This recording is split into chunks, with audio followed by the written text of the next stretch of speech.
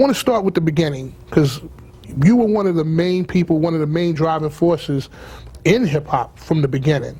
First things first, what was your initial feeling when you heard your first hip-hop record? How did you feel? First record? Oh, we was all pissed off. We was at the Armory. And Starsky threw the record on, and it was, you know, Hollywood and Flash and all the rappers was there. And he played the record, and it was like everybody's heart dropped, because I had a record on the shelf. I had Christmas rapping on the shelf. And when Rapper's Delight played, it made us feel, and we didn't have any, people always say, I had this vision. I said, I didn't have any vision. I was going to get a record out. I had been a promoter in hip-hop. And we heard the record, it felt like they'd stolen our thunder. You know, Big Bang Hank sounded like Hollywood. You know what I mean? That was the original, that was Hollywood hip-hop. You know what I mean? And you heard all that stuff sound like it came from somewhere. The Cold Crushers rap, all this stuff was on. So it made us feel that we were crushed in a kind of a way. My record was on the shelf where they're going to buy another one. And that record got very big, and actually just the same as, you know, I learned a lesson, not that day, but after watching it happen 50 times, you realize that, you know, you're thrilled that someone is doing what you're doing, is opening the door. And you know, you're small, you know, you're not looking for market share, you're looking to be part of a revolution. And so we want the culture to change. It used to be like, I remember getting one rap record on the radio, and there was only room for one. But eventually there were 40 spots on the radio for rap records and 20 more for R&B, and there were 40 records. You needed a second, a third record. You needed the culture to kick in, not one, you know, one stab at it. And so, anyway, when that record came out, it made us feel as if they had taken our thunder. Right. And that was the Sugar Hill Gang, of course, right? And then Christmas Rapping came out, and he started to be more records, and it was really, at the time, one record on the radio at a time was a lot. I mean, if any rap record was on the radio, we were thrilled.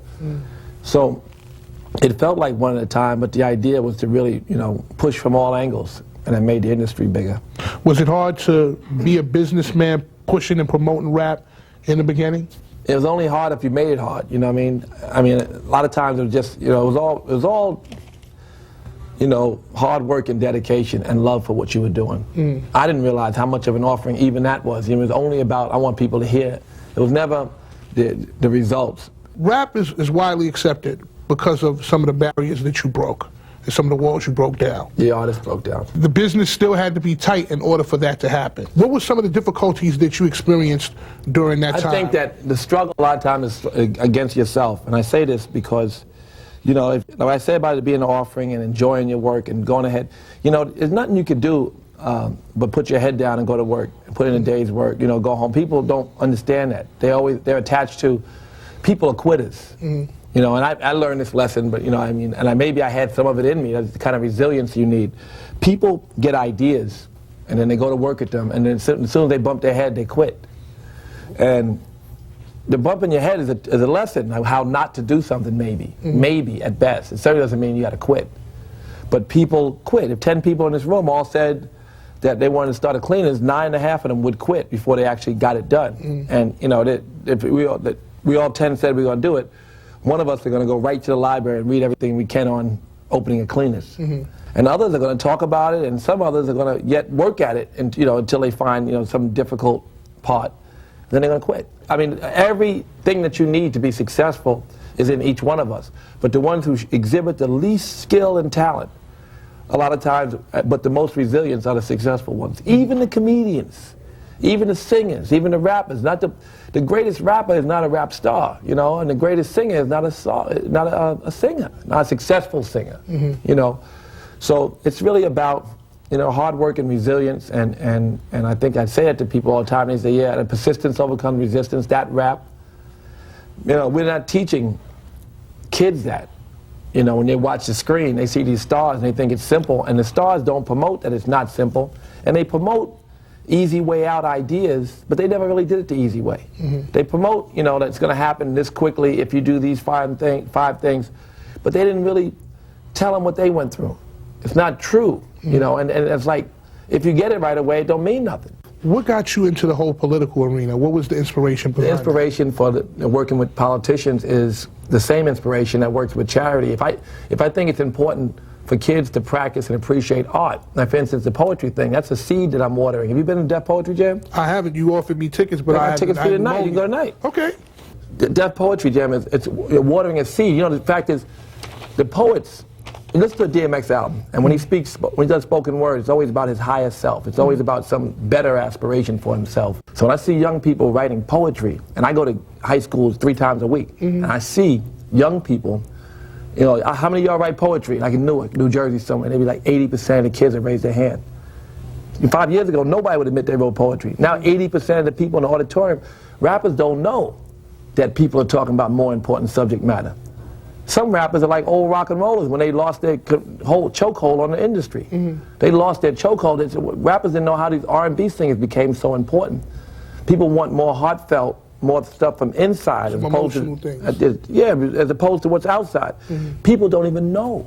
They name their company a damaging, hurtful, mean name, and all they put out is love songs. They ain't selling nothing but love songs.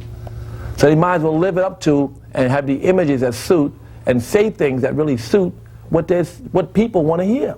Rappers' job was to tell the truth. So when you start lying and fronting, or whatever it is that you do, I mean, I'm happy to, but by the way, I don't misunderstand, I love Snoop Dogg. I mean, give him as a good example. When I talk, especially on a pop show, I say I love Snoop. They know what that means. You know, I want to say fuck the police all day long when the police are fucked up. And I want to say all the truth all the time that's fit to tell. You know, and these hoes and all that. Why do these niggas say such sexist shit? These niggas are saying what their parents been saying. And they're worse, their parents are worse than them. I don't care what a rapper said. He's more likely to empower a woman and give opportunity to and trust in and support the growth of a woman in industry or in anything than his father. I don't care what deacon and what church his father might have been. And how respectful he said he was sexist and his kid is less sexist. So just because people bring what was behind doors and put it on Front Street doesn't mean that young people don't hear it and understand what it is. In other words, the sexism in rap, because I want to speak to that, because I know it's true. People are sexist. They're fucked up and sexist, but they're less sexist than they were. But when they say it, we got to deal with it. 15-year-old girl said, these niggas is talking like this. They're not whispering now. Now I can hear them. And they don't want to be nobody's baby's mama because they hear it. And we got all kinds of proof and how smart they are about dealing with men in their relationships. Because they know how fucked up men can be. So those realities coming true are never negative.